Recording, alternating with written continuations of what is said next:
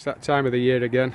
This season's about to really kick off and I need to give the shed a tidy. I've seen worse sheds on YouTube that have been piled high right up to the ceiling with pots and all kinds of rubbish, things that might come in useful. This is all good stuff that's in here, but it does need organising. Weather's nice, ground's dry, so I'm going to get it all organised, get it all out, put it on the patio behind me that we've built out our old slabs, give it a good sweep out, and then we'll hopefully get it a little bit more organised. I'll get on with that now. Hi guys, well this is the after shot. You saw the picture before. Didn't look like there was very much in, but when I turn round and you see everything that I've taken out, you'll realise there's quite a lot of junk, useful junk now. It's a 10 foot by 6 foot shed. Net curtains up at the window, just put across a bamboo cane. Keep away prying eyes, but also to make sure that you don't get too hot in here if you happen to be, I don't know, storing onions or something like that. Just take a quick look inside. Just look at a few tools remaining. So you're going to need that because you're going to be salvaging wood from every corner of the globe and reusing it on the site. Some of the tools that are in here, off the floor, all bought at car boots.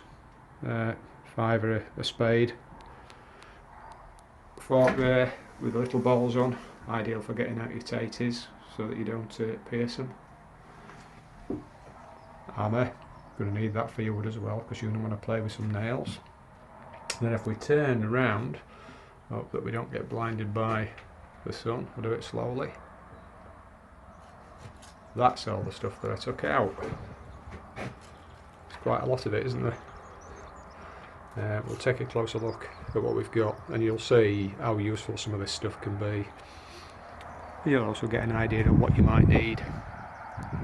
Spare bits of hose, whenever you see it, whatever it is, pick it up. You might be able to use it to irrigate a greenhouse or something like that, or a polytunnel. Drainage pipe, begged and borrowed, need that to do your hoops when you put your site netting and your nets over your beds.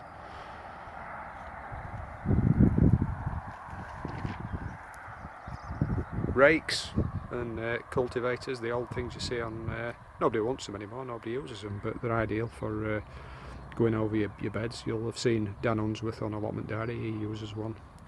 Quite nice, just get a nice tilth on the top of your soil. Hose, your basic hose, but also draw hose. I think there's one down there, you can see it hiding beneath the rake for ridging up your potatoes or making broad shallow drills if you're going to broadcast seed. Shade netting, need that for your greenhouse. Chicken wire, keeps out the rabbits, keeps your chickens in. You can use it to make trays to dry your onions on, things like that. Set your old steps, because you might need to get up high to repair your greenhouse or your shed. Or if you're going to hammer in a big long post for beans or something like that, you need to be high up. Some 6X concentrated chicken manure. I bought that after I saw it being used on Muddy Boot's channel. Supposed to be quite good, it's organic. Lots of netting, begged and borrowed again.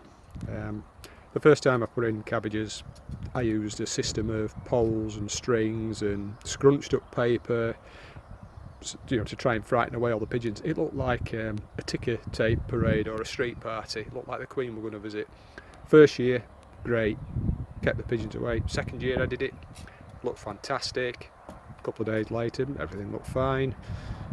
Came down a third day, the pigeons had shredded every last one of my cabbages, so I'm not going to make that mistake again. Everything gets covered. Chicken wire, keep the rabbits out. Netting, keep the pigeons out. So lots of that. Old carrier bags, you have to pay for them now, but whenever you get them, hang on to them.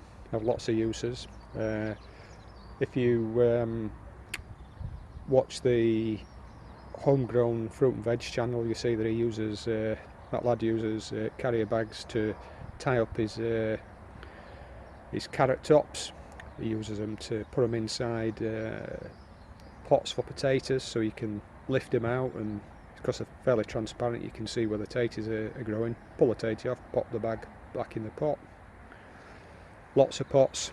When you first start you buy lots, don't buy any now. Some garden centres give them away, you can get them on market stalls, you can see them all over the side of the street. Just pick them up, don't buy them.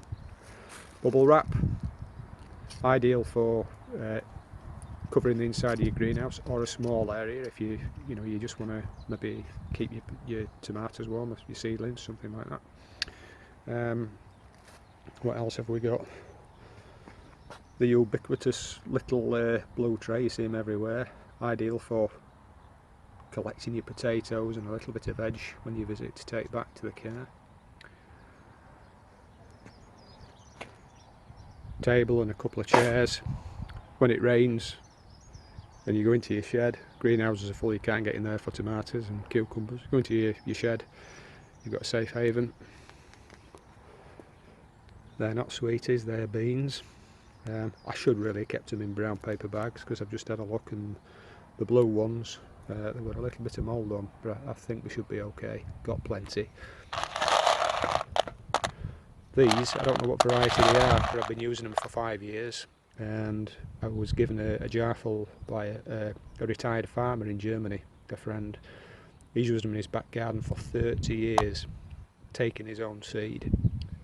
He's now retired, he's into his 80s, he's stopped doing beans in his garden, but I'm carrying on the tradition and I'm still using his beans, these beauties. These are climbing beans. I've never bought any, but just use those every year. All your old magazines, bring them down to the allotment, rainy day, if you're rained off, something to read.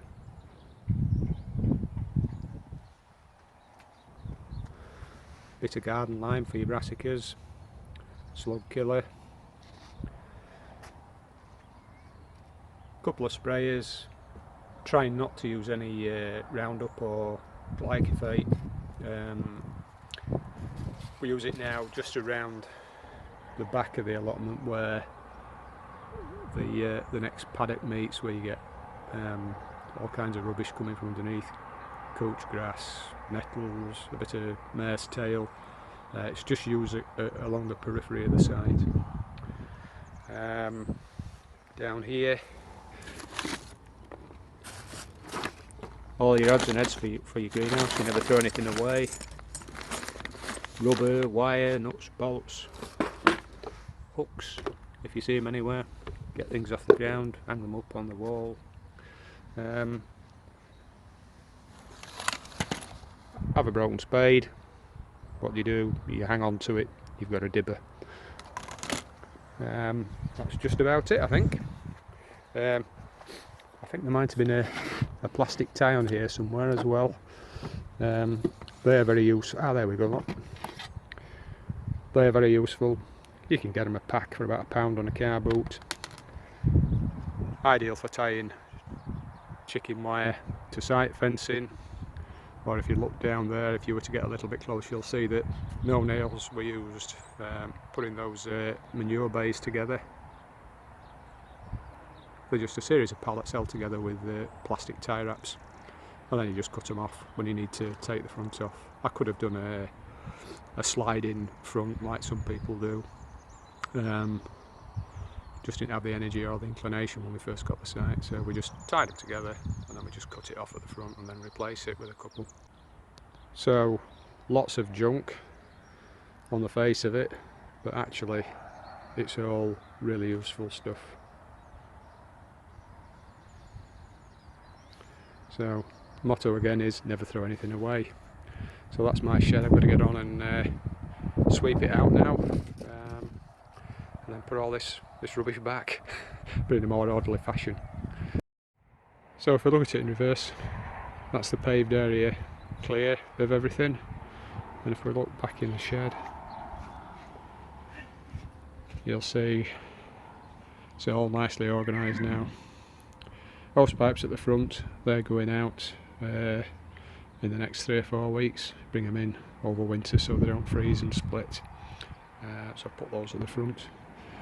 all the manure and all the sheeting and netting at the back, and a nice little cosy place to sit on rainy days. So that's it, all done. It's a job we all have to do, you can't get away from it, can you? So hope your shed's clean and tidy as well, and if not, you better get to it. Alright, take care, see you later.